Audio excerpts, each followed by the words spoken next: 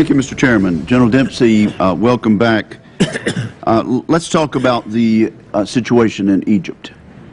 There's been disagreement in Washington about the wisdom of continuing to provide assistance to the Egyptian military in light of recent events there. When I look at Egypt, I don't see very many Jeffersonian Democrats.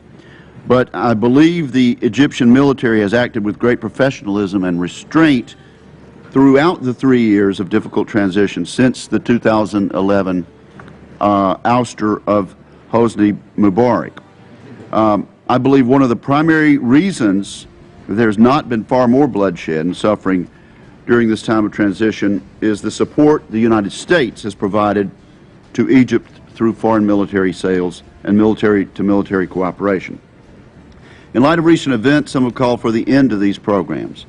Let me tell you how I feel about this and our commitments under the Camp David Accords, and then let you respond. First, we must maintain the strength of this relationship to enable us to assist and influence Egypt's military leaders. Second, the United States would be short-sighted to overlook the return on investment we get from the Egyptian military. For example, Suez Canal transits for our carrier battle groups, intelligence cooperation, counterterrorism cooperation. These are examples of the benefits we derive from this relationship.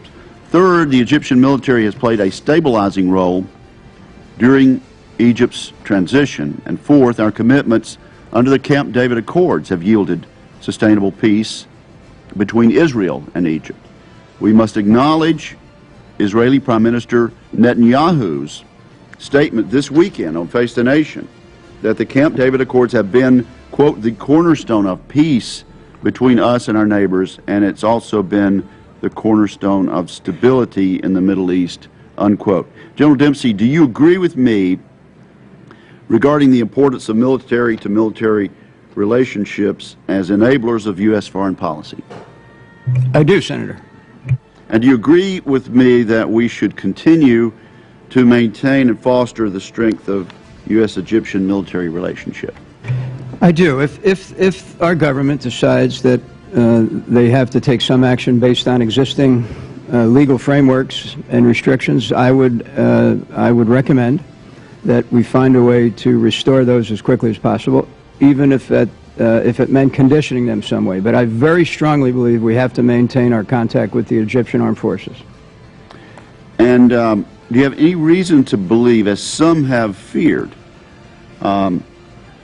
and as some fear now, that weapons and equipment that we provide to the Egyptians, or that we have provided in the past, have been used or will be used or would be used in ways that might eventually endanger the United States military or civilian personnel or United States interests? There's no indication at this point, Senator, that that would be a concern. And in your opinion, was the elected government of Mohamed Morsi moving toward a dictatorship? If I could, I'd like to use this opportunity to express my conversations with my counterpart. I can tell you they very strongly believe that. Okay, well, let me just ask you then, before I move on to another topic. I made some pretty emphatic statements. Would you like to elaborate? I'll give you an opportunity to elaborate on what you've said about the relationship that we've had and the assistance and the sales that we've had with the Egyptian military.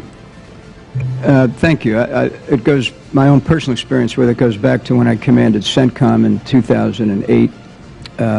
And I can tell you that they have, they're a very strong partner of the United States, a very key nation in the region. As you put it yourself, we enjoy preferential passage in the Suez, dynamic overflight. They've committed to the Camp David Accords. The Israeli military considers the Egyptian military a strong partner. And so in my personal experience, which goes back now about 5 years, they are worth the investment.